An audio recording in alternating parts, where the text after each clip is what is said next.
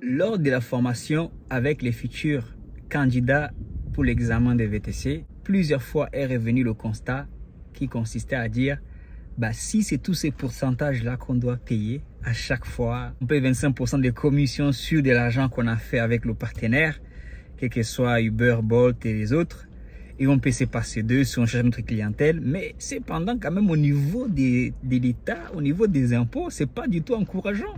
Quand on fait des calculs, on s'est dit, on n'a rien. Du coup, même la SASU que j'aime tant présenter, ça reste tout de même, quand tu te verses des dividendes, ça reste 30%. Mais les élèves, quand tu entends 30%, c'est tout mon argent, c'est tout mon bénéfice, c'est beaucoup. Et si on fait des calculs, et puis il nous reste rien. Même si on opte sous le versement libératoire sur la micro-entreprise de 1,7%, après avoir vérifié l'information, on se rend compte que tout le monde n'est pas éligible à ces prélèvements. Et même si on est éligible, à la fin de l'année, il peut y avoir des ajustements qui vont faire mal.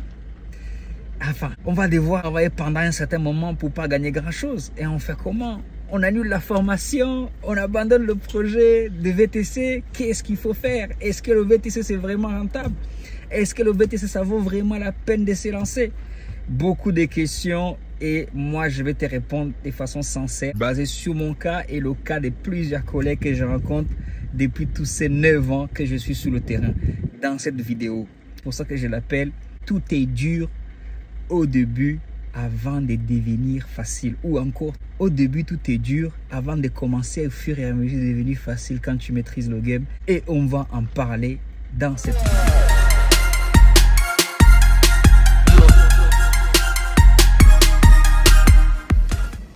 Salut à toi, bienvenue sur ma chaîne. Moi c'est Anderson Isaac, chauffeur, entrepreneur VTC, formateur maintenant aussi, c'est une nouvelle casquette.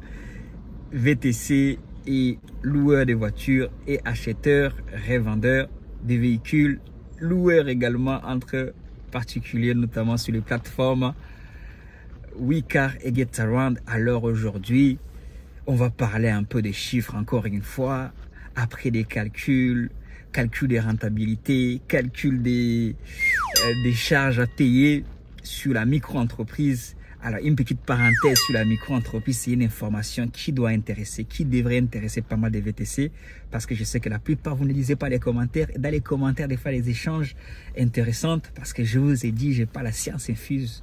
Il y a des choses que j'apprends au fur et à mesure. Et après ma dernière vidéo sur la micro-entreprise que j'ai fait, je crois, il y a 2 semaines, quelqu'un m'a confirmé dans les commentaires, donc je crois parce qu'il n'y a pas d'intérêt de... Après, toi, tu dois aller vérifier l'information si tu es concerné. Comme tu le sais, moi, je ne suis pas micro-entreprise. En tout cas, le chiffre d'affaires à déclarer à micro-entreprise, c'est celui que tu reçois sur ton compte. Une des personnes sur la chaîne a affirmé avoir pris des informations concernant le chiffre d'affaires à déclarer auprès de l'URSSAF et il a confirmé cela. Et que enfin c'est le chiffre que tu reçois sur ton compte. Si tu le sais, mets-nous aussi un commentaire si tu l'as des sources sûres, mais je pense que sa source était sûre, et parce que tout dépend, tu peux aller auprès de quelqu'un et te dire ok, parce que la loi dit que c'est le chiffre d'affaires, mais bon, cependant, comme ce n'est pas apparemment de l'argent qui vient directement sur ton compte, comme c'est l'argent qui va sur le compte de Uber et que Uber te le vire, tu déclares en tout cas, ça au moins c'est clair, tu déclares ce que tu reçois. Mais ça reste juste à vérifier, même par rapport au fisc, par rapport aux impôts, par rapport à tout ce que j'ai dit. Je ne suis pas fiscaliste, donc tout ce que j'ai dit, tu dois aller le vérifier. J'aborde des sujets pour que moi-même ça puisse rentrer, plus je partage, plus que moi-même je reçois. J'apprends des choses tout le temps et ça n'arrête pas, et c'est dans ce sens-là. Ça, c'était juste une parenthèse. Mais au-delà de cela, beaucoup autour de moi, les candidats que j'ai formés disent au fait non, c'est pas la peine de se lancer. Si on doit tout donner, même si tu déclares ton chiffre d'affaires après la commission, ça fait toujours mal de payer les 21% des charges sociales sur ton chiffre d'affaires. Ça fait toujours mal de pouvoir encore payer les impôts sur le revenu. Mais bon, on est des champions, on est dans un pays, oui c'est vrai, on aime le pays, on est du pays. On est des enfants du pays, que ce soit des enfants adoptifs comme moi. Mais du coup, sans même tout le monde, par rapport aux impôts, on n'est pas les mieux servis. Je crois qu'on est les pires dans le domaine. Après les Danois, il me semble. Ou alors on partage la même place numéro 1 avec les Danois. Et ceci dit, ouais, par rapport aux chiffres, ça n'encourage pas les entrepreneurs à se lancer. Et du coup, pendant les formations, on parle des chiffres, on parle des pourcentages. Les élèves se disent, ok, mais ça sert à rien d'aller travailler du coup. Ça sert à rien si on doit tout donner. Mais moi, j'ai envie de te dire ici, je viens avec quelque chose. Je ne viens pas, comme tu le sais, hein, je suis un optimiste. Je reste toujours optimiste, quel que soit le niveau de gravité. Tu me verras venir ici pleurer sur quoi que ce soit pour les 25%. Oui, c'est mon choix, c'est un choix. Je ne gagne rien en venant pleurer, que ce soit l'État qui prend ça, Bon, on essaie de jongler, on essaie de faire les choses. Et ici, j'ai envie de dire dans la même lignée, ça ne doit pas te décourager. Fais-le quand même. Au début, ça va être difficile. Au début, tu vas avoir du mal. Mais au fur et à mesure, tu vas te rendre compte que quand même, ce qui va te rester va être suffisamment ou largement supérieur à ce que tu vas donner. Tu vas apprendre des techniques. Tu vas apprendre des techniques, comment tu optimises ta fiscalité. Tu vas lire, tu vas t'informer, et pour savoir que bon, ok, bah peut-être la première année, c'est vrai, je vais mettre un peu d'argent dans la poche avec la micro-entreprise, mais si j'ai envie de tenir et j'ai envie de me développer, j'ai intérêt de choisir des statuts qui correspondent le mieux, afin que, au lieu de donner ça en impôt, qu'au moins je puisse m'acheter un deuxième véhicule, ce qui est un actif que tu pourras louer, que ce soit sur les plateformes de location de voitures, que ce soit entre collègues. Et même pour toi, tu peux prendre même un véhicule, même pour toi, vaut mieux la prendre pour toi. Comme ça, au moins, ce n'est pas des impôts que tu n'as pas donné ça aux impôts. Parce que c'est comme ça que les grands ils font. Et des fois, et voilà, comme ça, tu doubles aussi tes chances. Des fois, tu me vois le matin dans une classe E et le soir dans le van. Oui, tu peux me dire, ouais, mais c'est pas une bonne stratégie. Ah ouais. À court terme, c'est pas une bonne stratégie, c'est vrai. Mais quand tu as un partenaire qui te propose des courses berlines et des courses van et que tu prends dans la même liste, tu prends les deux, tu es éligible aux deux. En fin de compte, ça peut ne pas être bête comme idée. En tout cas, c'est un moyen aussi que de donner ça aux impôts. Je préfère l'investir. D'ailleurs, l'État veut les gens qui investissent leur argent. L'État veut les gens qui, justement, qui achètent des choses, des actifs. Parce qu'à chaque fois que je loue mes services, à chaque fois que je loue mes voitures, je gagne de l'argent. Et à chaque fois que je gagne de l'argent, je suis obligé de donner ça, une partie à l'État, tout simplement, il y a une partie aux impôts. Donc ici, le but aujourd'hui dans cette vidéo, c'est de te dire, ça c'était mon cas personnel, c'est de te dire, fais-le quand même. Au début, ça va être dur, mais lance-toi, crée ton entreprise, débrouille-toi pour que ça te soit rentable. Et les premières années, ça ne va pas rouler comme tu le veux, mais au bout des moments, tu vas commencer à t'en sortir. Au bout d'un moment, ça va t'apprendre des choses. Au bout d'un moment, ça va t'apprendre à te battre, à persévérer, à avancer, à te fixer des objectifs et d'aller les chercher. Je ne peux pas te dire autre chose que de te dire fais-le. Et au début, ça va être difficile, mais au fur et à mesure que tu vas le faire, tu vas te rendre compte qu'il y a des choses qui sont en train de se mettre en place naturellement, parce que tu répètes la même chose, tu captes les choses. C'est comme le sport. Au début, ça va être difficile, mais au bout d'un moment, tu vas développer le mental pour y arriver. Tu vas développer les muscles pour y arriver, pour tenir, et tu vas développer des stratégies afin de pouvoir tirer ton épingle du jeu. Ah oui, c'est comme le sport. Au début, tu commences à courir, tu ne cours pas 1 kilomètre d'affilée. Quand tu as fait 4 ans, 5 ans sans faire le sport, et pour beaucoup d'entre vous, c'est votre première entreprise, quel soit votre âge. Vous venez créer votre entreprise à 30 ans, à 40 ans, à 25 ans, et même des fois à 20 ans. C'est normal qu'au début, ça va être dur. Oh non, pour faire 1 kilomètre, ça va être trop dur. Mais à force de revenir, à force d'encaisser les coups et de revenir, tu finis par stabiliser. Tu finis par te stabiliser. C'est comme un vol aussi. Et l'autre exemple qui est concret, c'est comme au début du vol. Au début, il y a des secousses. Mais une fois que tu atteins une certaine altitude, tu te stabilises. Le business, c'est pareil. Au début, ça va te décourager. Au début, tu vas avoir envie de tout lâcher. Mais à force de persévérer, tu finis par... Ça devient ta seconde nature, en fait. Tu dis, mais je vais arrêter ça pour faire quoi? Je ne sais faire que ça. Alors qu'avant, on t'a formé Pour être le salarié, tu es devenu salarié, tu ne savais que faire que ça. Maintenant, il va falloir changer le programme. Il va falloir changer le paradigme. On t'a appris que dès que tu sors de l'école, dès que tu travailles le premier mois, tu vas être récompensé par ton salaire. Mais dans le business, c'est tout à fait différent. Dans le business, ce n'est pas pareil. Le premier mois, tu vas te passer du salaire, voire même le 13e mois, et voire même le 24e mois, et voire même le 36e mois. Tu vas devoir apprendre à vivre sans salaire. Tu vas devoir changer ces programmes parce que tu vises grand, parce que tu travailles pour plus qu'un salaire aujourd'hui, parce que tu es devenu un entrepreneur. Que tu le veuilles ou que tu le veuilles pas, donc tu dois développer ces mindsets d'entrepreneur qui persévère, qui trouve des solutions, qui ne pleure pas, qui n'est pas là pour aller gréver. En tout cas, ça va, fais-le et fais-le comme ça. Et celui qui te dit ça, il est bien placé. À mon humble niveau, je suis bien placé pour te le dire. Au début, quand j'ai commencé, quand j'ai ouvert ma micro-entreprise en 2015, c'était dur. J'ai enchaîné des voitures, mais la preuve que c'était dur parce que j'ai tout perdu après. Donc, quels que soient les obstacles que tu vois devant toi, que ce soit au niveau fiscal, que ce soit au niveau des contraintes du métier, si tu as décidé de tester ces métiers, de te lancer dans ces domaines, et après longue réflexion, je pense que tu n'as pas à douter. Lance-toi, fais-le. Comme on dit, tu ne peux pas regretter quelque chose que tu as fait. Tout ce que tu pourras regretter plus tard, c'est de ne pas avoir fait. Et c'est pour ça, oui, ça sera dur, mais ça vaut vraiment le détour. Ça vaut vraiment la peine d'être vécu. Ça vaut vraiment la peine d'être fait. Rien que pour l'expérience que tu vas en tirer. Et normalement, au moment où nous sommes, à l'ère où nous sommes de l'information, avec toutes les informations que tu vas recevoir, que tu vas entendre, il n'y a pas de raison. Il n'y a pas de raison que tu ne tiennes pas la 3e, la 4e, la 5e année si cela est ton souhait. Je n'ai jamais prétendu dire que ça sera facile. Entre ceux qui commandent, ceux qui disent ouais, vous vous faites exploiter par Uber, vous mentez, tu mens, arrête de raconter n'importe quoi, tu te fais. Moi, je suis ici, toi, tu es où? Toi, tu le dis, je suis. Non, parce que il y a des commentaires, des fois, je vois, je sais tout de suite que la personne qui fait ces commentaires, c'est pas une personne qui a créé une entreprise. Parce que tous ces commentaires négatifs, dans des groupes, même ici, même sur ma chaîne, il faut pas y prêter trop attention. Certains d'entre eux, d'ailleurs, quand ils sont trop irrespectueux, je les supprime. Et même quand ils sont trop décourageants, le but de ma chaîne, ce n'est pas de décourager les gens.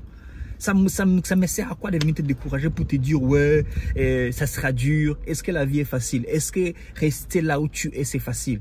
Tu dis ça sera dur quand tu vas créer. Si tu penses à créer ton entreprise pour une raison, pour une autre, c'est que la condition dans laquelle tu te trouves ne te satisfait pas. Donc, fais-le et lance-toi. Arrête d'écouter tous ces gens qui essaient de décourager. Ouais, c'est dur. Ouais, on n'y prend rien. Tout est pour Uber. Et tous ces gens-là, oui, nous sommes les ceci, c'est là, Uber vous exploite. Oui, il y a même dernièrement un qui m'a dit, ouais, tu es pire qu'Uber parce que toi aussi tu veux exploiter les gens en loi taxée à cher à 1600 €. Mon ami, c'est les prix du marché. Dans ces cas, moi aussi, je me fais exploiter par Mercedes qui me vend son van à 70 000 €. Bah, il n'y a pas de plus cher, il n'y a pas de trop cher, il n'y a pas de moins cher. Il y a tout simplement, si ce n'est pas à ton niveau, tu parles pas. Si ce n'est pas à ton niveau, tu loues pas. Mais je viens pas dire à mon produit, viens pas dire au produit, oui, c'est cher. C'est pour ça que tu me verras jamais dire, oui, la commission de 25%, c'est ça qu'ils estiment être rentable pour leur business. Pourquoi je vais aller pleurer? Toi aussi, tu as fait tes calculs, tu estimes que tu seras rentable en vendant ta course à 50 €. Il n'y a personne qui va venir sauter sur toi pour dire que c'est trop cher. C'est lui qui prend son ticket à 4 €, il va venir te dire c'est cher. Oui, il peut venir te le dire parce qu'il ne fait pas le business. Tu dis que ma CHR est chère ou toi tu dis que la commission est chère. Si quelqu'un te dit au fait ta course à 10 € là, pour faire 2 km c'est trop cher, tu vas lui dire quoi? Bah oui, mais il n'y a pas des trop chers ou des moins chers, il y a juste des prix. Tu achètes ou tu achètes pas. C'est à ton niveau, tu loues. Si c'est à ton niveau, tu loues pas. Si tu as besoin de quelque chose de 1000 €, va chercher quelque chose de 1000 €. Si tu as besoin d'un véhicule de 500 €, va. Tu connais les moyens, je t'en ai parlé. Va chercher un véhicule à 500 €. Mais cependant, moi, j'ai mon véhicule, je le loue à un prix. Et d'ailleurs, c'est le prix du marché. Et je le loue d'ailleurs en dessous du prix du marché. Ma CHR, j'ai toujours loué ma CHR en dessous du prix du marché. Demande à mes loueurs. J'en ai eu 3 sur la CHR. Demande-leur. Ah oui, demande-leur. J'ai toujours arrangé les gens avec qui je travaille. Je ne suis pas quelqu'un qui est à cheval. Oui, j'ai été toujours en dessous du prix des marchés par rapport à ma voiture que je mettais en location, que ce soit la CHR, que ce soit la classe E, au moment où je la louais, j'ai toujours été en dessous du prix des marchés. Quand je parle du prix des marchés, en plus, c'est des gros. C'est des Drive One, c'est des Flexifil, c'est tous ces grands loueurs qui ont des vingtaines, des centaines de véhicules. Leur demander c'est quoi le prix de ma CHR. Va chez eux, va chez des loueurs que tu connais, traditionnels. Va demander aux gros loueurs, demande-leur combien c'est lourd ma CHR.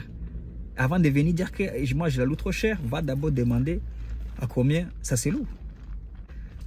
Donc c'est pour dire que ce qui compte, tu te lances, tu payes le prix du débutant, tu payes le prix que je peux appeler le prix du débutant. Au début c'est difficile, mais au fur et à mesure ça va rentrer au fur et à mesure, tu vas t'y faire, comme nous tous d'ailleurs. Quand j'ai commencé avec un véhicule, oui, c'était pas évident. Quand j'ai passé au deuxième véhicule, au troisième véhicule, jusqu'au sixième véhicule, tu penses que c'était facile. Des fois, j'avais mes 3 véhicules, 4 véhicules garés là, comme aujourd'hui. Des fois, j'ai plusieurs véhicules qui sont garés. C'est jamais facile, mais ça vaut la peine. On est toujours là. Je suis toujours là. Ça vaut la peine. Ne laisse pas tomber ton projet. Ne jette pas ton projet à l'eau. Ça vaut la peine de se lancer. Ça va t'apprendre des choses. Et ça va te changer surtout la mentalité. Ça va te changer surtout parce que beaucoup d'entre nous, on a besoin de changer les mentalités. On a besoin de quitter la mentalité du salariat. Je quitte l'école, j'ai mon diplôme, je vais trouver un travail tout de suite à la fin du mois, on me paye. Dans le VTC, dans le business en général, oui, tu vas recevoir, tu vas faire du chiffre d'affaires, mais tu vas apprendre à ne pas te payer juste parce que tu veux stabiliser ton business, parce que tu veux favoriser, tu veux protéger ton business. Tu penses différemment. Tu penses à créer une richesse générationnelle. J'aimerais avoir beaucoup de gens dans ma chaîne qui ont cette façon de penser, qui ne viennent pas juste comme des mercenaires, c'est rempli de poches, et puis quand ça barre, ils ferment l'entreprise et ils s'enfuient. Et ça va toujours être comme ça. Mais non, ça, tu n'es pas entré, tu prends de l'argent de la poche, tu consommes tout, tu fais des vacances. Je ne suis pas contre le fait de consommer, je ne suis pas contre le fait d'aller en vacances, mais ce n'est pas le but pour lequel on fait un business. Un business, on le fait pour faire du profit. Et le profit sert à quoi? La première chose avec quoi tu dois penser quand tu fais un profit, c'est de réinvestir. Tous ces gens que tu critiques parce qu'ils te vendent des choses chères, c'est parce qu'ils se sont privés pour réinvestir. Moi-même, je en fais partie. Moi, je me prive pour réinvestir, pour acheter un véhicule, pour prendre un risque, un véhicule qui ne sera, dont je ne sais même pas que ça va être loué. Des fois, il n'est pas loué. Toi, tu veux me dire que je le loue cher. Alors que oui, non, attends. Tu sais combien je paye l'assurance? Tu sais combien je le paye par mois? Et même si je le loue à 500 €, il y en a toujours un qui viendra me dire, ouais, tu le loues cher. Par rapport à quoi? Fais ton projet. Continue à travailler sur ton projet et à chaque année, tu vas t'améliorer. À chaque mois, tu vas t'améliorer. Au début, tu vas te rendre compte que c'est vrai, ce qu'on t'a dit. Tu auras l'impression que c'était faux. Tu auras l'impression que Andersen t'a menti. Il n'y a rien à prendre dans le VTC. Et oui, attends, fais un tour. Fais juste un tour autour de l'aéroport Charles de Gaulle. Regarde toutes les voitures qui ressemblent à la mienne que tu vas croiser. Et les autres, les berlines et les Toyota et tous ces voiture avec un macaron rouge. S'il n'y avait rien à prendre, on ne serait pas sur le terrain. Les gens ne seraient pas en train de laisser leurs emplois pour venir le faire. Mais tu devras justement apprendre à persévérer, apprendre à faire avec ce que je pourrais appeler les faiblesses du débutant, qui fait que la machine, elle prend du temps à se mettre en route.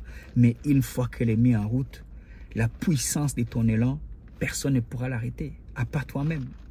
À part par un découragement que tu peux subir, par un coup dur. Et même quand tu subis un coup dur, tu le résous, mais tu restes sur le terrain. Combien de fois je vais quand même sur le terrain alors que je viens de subir un coup dur? Un coup dur pour un entrepreneur, une grosse facture que tu ne t'y attendais pas. Parce que non, il n'y a pas qui lui savent qui sait envoyer les factures. Mais tu la reçois, tu la mets sur le côté et tu restes focalisé sur ton objectif. Parlant d'objectif, est-ce que tu as un objectif? Quels que soient les coups bas, quels que soient les résultats, quel que soit ce que dit les impôts, quel que soit ce que dit l'URSSAF, quel que soit ce que dit les prix du marché, quel que soit ce que dit Uber, tu restes focalisé sur tes objectifs. Ah oui, Tu t'élèves chaque matin, tu as un objectif. Mais ce n'est pas tout. L'objectif, c'est beaucoup plus large que ça. C'est sur la base de tes objectifs que tu as dit, OK, aujourd'hui, je vais m'intéresser sur le secteur du VTC. Je vais commencer à me former. Ça, c'est un objectif. Je vais passer ma carte. Je vais l'avoir. Je vais acheter mon véhicule. Je vais aller sur la route. Faire du chiffre comme tout le monde. Commencer quelque chose de nouveau. Ça, c'est les objectifs. Mais ça doit être beaucoup plus grand que ce que je viens de citer. Tu dois avoir quelque chose d'assez, environ sur même 5 ans, 10 ans. Tu te projettes, tu vois. Parce que c'est ça qui te permettra de dire au fait non. Comment tu sais que tu ne dois pas abandonner là? Parce que tu n'as pas encore vu ce que tu as déjà écrit dans ta tête, sur un papier même, sur ton agenda. Que tu te répètes tous les jours, c'est là que je vais. Mon objectif, j'ai aujourd'hui ma Toyota CHR, j'ai aujourd'hui ma Hyundai Ioniq, peu importe, ma Toyota Aurus. Mais mon objectif, c'est que dans 2 ans, dans 1 an, je m'achète un van. Ça, c'est un objectif. Et tous les jours, tu te le répètes. À chaque fois, quels que soient les coups que tu reçois, à chaque fois tu dis que, OK, moi, c'est vers là que je vais. Ton objectif aujourd'hui, OK, tu commences faiblement, tu n'as que de la pluie, tu te dis, OK, mon objectif, c'est peut-être me faire un client tous les mois. Un client privé tous les mois, ce qui est largement atteignable. Il faut que tu l'écrives, il faut que ce soit quelque chose que tu répètes tous les jours. Mon objectif, OK, aujourd'hui, il faut que je parvienne à mettre tant sur le côté. Parce que si je vais acheter un van, si je vais investir dans un van, il faut que tu sois un homme d'objectifs. Le bienfait d'avoir les objectifs, ce n'est pas juste le fait que tu les atteignes seulement, mais c'est le fait que ça te garde sur une certaine cap. Comme on dit, c'est un objectif. Tu as une cible à viser. Tu restes sur un chemin. Oui. Et si tu n'as pas un chemin, si tu n'as pas un canevas sur lequel rester, tous les chemins sont bons. Ça, c'est une des citations que j'aime beaucoup. Si tu ne sais pas où tu vas, dans ces cas, tous les chemins sont bons. Le chemin qui te fait sortir du VTC, le chemin qui te fait aller toucher à gauche, à droite, le chemin qui t'amène en boîte de nuit, le chemin qui t'amène à faire des choses qui ne sont pas bénéfiques pour ton business, tous ces chemins, tu vas les prendre, ils sont bons. Le chemin qui te pousse à abandonner, qui t'amène à abandonner quand c'est dur, tout ça c'est bon. Mais alors quand tu as choisi un chemin qui consiste à dire que je fonce, je vais, tu y restes. Parce que tu as déjà, c'est quand tu l'écris sur un bout de papier, tu as déjà signé. C'est comme si tu te faisais un contrat avec toi-même. Et tous les jours, toutes les semaines, tu lis le contrat. Qu'est-ce que dit le contrat? Quel est le contrat que je me suis fixé? Tu peux l'appeler objectif contrat. Tu peux l'appeler contrat de mes objectifs avec moi-même, avec Andersen Isaac.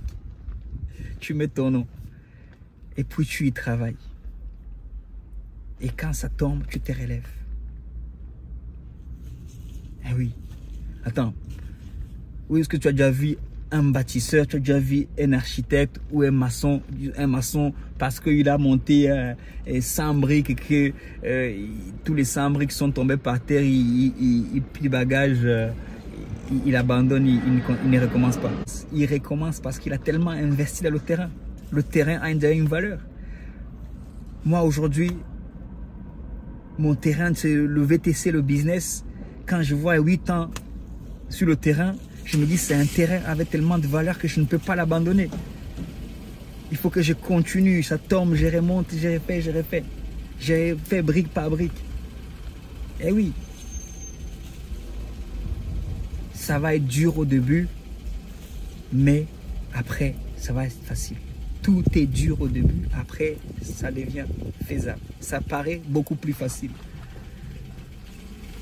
C'est ça que tu verras des gens longtemps dans le métier, quand ils font, tu as dit, oh bah, mais comment ils font? Comment, Andersen, même j'ai déjà reçu beaucoup de questions. Comment tu fais pour garder la joie? Comment tu fais pour garder la forme, pour rester debout? C'est pas parce que j'ai pas des coups, j'ai plus de coups que toi. Bah oui, j'ai une flotte de véhicules. Je ne sais pas comment tu en as. Tu en as peut-être, mais tu en as pas mal. Tu sauras que chaque véhicule, c'est un problème qui s'ajoute sur toi.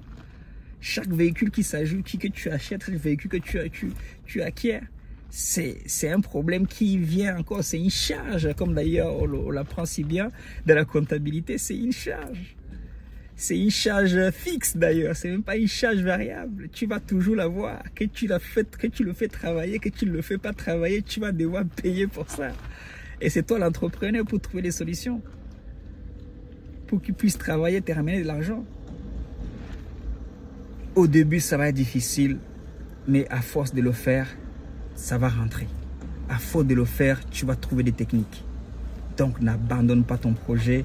Reste sur ton projet. Tu as choisi le bon projet. Si tu me vois ici, si tu vois les collègues, c'est-à-dire toi maintenant, ne viens pas en mode concurrence. Tu ne viens pas concurrencer Andersen. Tu ne viens pas concurrencer Ver. Tu viens en compétition. Parce que parce que le compétiteur, il est obligé de chercher la créativité.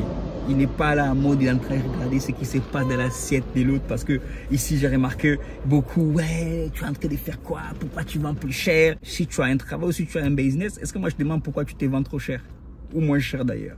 Pourquoi tu loues plus cher? Tu vends la misère comme Uber et tu es pire que eux. Mais moi, je suis un compétiteur. Toi, tu n'es pas un compétiteur. Toi, tu raisonnes comme ça. Il faut que tu changes de mentalité. Tu n'es pas un compétiteur. Tu es en mode concurrence. Ah oui. Moi, je ne suis pas là pour te demander combien tu te vends à l'heure. Et si tu te vends à 15 € à l'heure, est-ce que je vais venir te dire que tu te vends trop cher? Et d'autres se vendent à 10 € à l'heure. Si toi, tu vends ta course, si tu es un collègue aussi que tu raisonnes comme ça, si tu vends ta course à 10 € et que moi, je vais prendre mon ticket à 4 € pour aller prendre le métro, est-ce que moi, je viens te dire que tu vends trop cher? Alors pourquoi tu viens dans mes affaires pour dire ouais, t'as assez à cher, tu la vends trop cher, tu la loues trop cher, en tout cas. Anyway, ce que j'ai envie de dire ici tout simplement, sois un fonceur, travaille sur ton projet, apprends, travaille, apprends, applique, apprends, implémente et tu vas voir au fur et à mesure, tu vas monter, tu vas te rendre compte que non. Il y a une chose, la seule chose que tu vas regretter, c'est de ne pas te lancer si tu as déjà entamé le projet. La seule chose que tu risques de regretter, c'est d'avoir abandonné alors que tu n'avais pas encore exploité tout le potentiel qui était en toi. Ah oui, tu ne peux pas pleurer parce que oui, on va te prendre 20%, on va te prendre 15%, on va te prendre 30% des impôts, même 45%, même 80%. Ah non, tu trouveras un moyen de surmonter tout ça. Quand tu seras sur le terrain. Donc, viens sur le terrain, viens faire du business. Et ici, là, sur Autobricolage, je partage avec toi des astuces, des informations qui te permettront au fur et à mesure d'optimiser tes revenus, d'optimiser ton activité et surtout de t'encourager. Ah oui, à y aller. Parce que moi, j'y vais et je ne suis pas prêt de m'arrêter. Quels que soient les coups de la vie, tant que j'ai encore la force, tu me verras toujours en train de bouger. Pas forcément toujours dans le VTC, mais tu me verras toujours en train d'entreprendre. Parce que là, c'est mon terrain. 8 ans, c'est mon terrain. C'est ici que ma valeur n'est pas dans la voiture. Ma valeur n'est pas dans le mur et les briques. Ma valeur, elle est dans le terrain. Et oui. Et ça, là, ça a été difficile de cimenter mon terrain. Le terrain, là, il est là-dedans. Donc voilà. Te dire que toi aussi prends le temps de débroussailler ton terrain, d'assainir ton terrain et de le rendre, de créer ton fondement, de le bétonner. Et au fur et à mesure, tu poses ton véhicule dessus, tu poses ton deuxième véhicule dessus et c'est ce que je te souhaite. Et tu vas y arriver, il n'y a pas de raison. Mais par contre, si tu ne te lances pas, ça c'est garanti que tu ne vas pas y arriver. Alors que si tu te lances, ah oui, là, il n'y a que l'avenir qui nous le dira. Et oui, l'avenir te challenge. L'avenir te challenge à te lancer parce que une fois que tu l'as fait, là tu l'as fait. Ah oui, tu as une chance de réussir parce que tu auras une chance, même 1000 chances de réussir parce que tu l'as fait. Mais si tu ne le fais pas, toutes tes chances, tu les enterres tout de suite. Tu les enterres et l'air va te pousser dessus et oui. Le temps va passer, quelques années plus tard, tu vas te rendre compte que non, j'aurais dû y aller. Quand tu vas voir les petits du quartier qui ont foncé et tous les autres, tu vas les voir, tu te dis ah ouais, mais franchement, pourquoi j'ai douté, pourquoi j'ai abandonné, pourquoi je me suis pas lancé, pourquoi j'ai eu peur. Pour finir la vidéo, une autre citation que j'aime beaucoup et je crois qu'elle est de Mark Twain: fais ce qui te fait peur et la peur va disparaître. Et cette citation, peut-être que je l'ai dit à ma façon, elle me motive tellement à chaque fois que j'ai peur de faire des choses. Et d'ailleurs, si ça te fait peur, ça peut être un bon signe comme quoi c'est la bonne chose que tu dois faire.